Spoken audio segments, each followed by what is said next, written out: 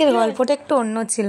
আমার হাত লেগে বেড সুইচটা অন হয়ে যায় আর ফ্যানটা চলে ওঠে, আর ও সেই ফ্যানের দিকে এক নজরে তাকিয়ে আছে। দেখো, আর ওর মনে হাজার একটা প্রশ্ন, ফ্যান কেন ঘুরছে। মনে হচ্ছে যেন ফ্যানটা এসে ওকে ধরবে। ফ্যানে যে শব্দটা হচ্ছে সেই শব্দটাও ও নিতে পারছে না।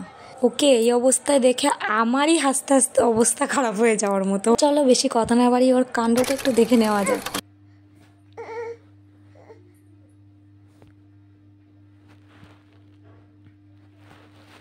নিজেকে অনেক শক্ত করে রাখার চেষ্টা করছে যে আমি কাঁদবো না, ভয় পাবো না, কিন্তু আর পেরে উঠলো না বেচারা শেষ পর্যন্ত।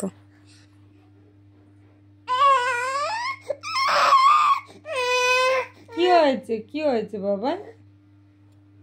ওটা তো ফ্যান ঘুরছে, তাতে তুমি ভয় পাও? তাতে তুমি ভয় পাও? ও আমার ছোট পাখি, এটা কি?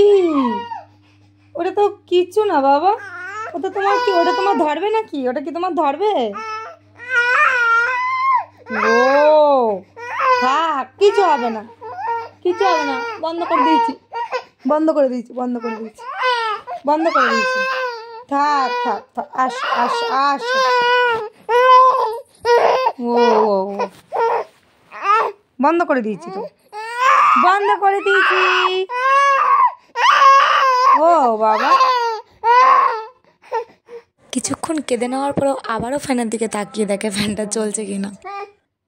বন্ধ হয়ে গেছে, দেখো বন্ধ, দেখো বন্ধ, দেখো তুমি দেখো। এই কান্নাটার কি কোনো মানে? ওই দেখো ফ্যান বন্ধ হয়ে গেছে। ফ্যান বন্ধ হয়ে গেছে, দেখো ফ্যান বন্ধ হয়ে গেছে, দেখো ওই যে ফ্যান বন্ধ হয়ে গেছে, ওই যে। আমার পাখি রে, কি বাবা কষ্ট। ওর সাথে আমিও ছোটো মোটো দুষ্টুমি এরকম সারাদিনই করে থাকি, কিন্তু এইটা যেন আমার কাছেও খুব টাফ ব্যাপার হয়ে গেছিলো যে ওকে আমি আর থামাতেই পারছিলাম না। তো আজকের মতো এই পর্যন্তই, দেখা হচ্ছে নেক্সট ব্লগে। টাটা। আর বাবাইয়ের এইরকম নিত্য নতুন ভিডিও দেখার জন্য অবশ্যই চ্যানেলটি সাবস্ক্রাইব করে দিও।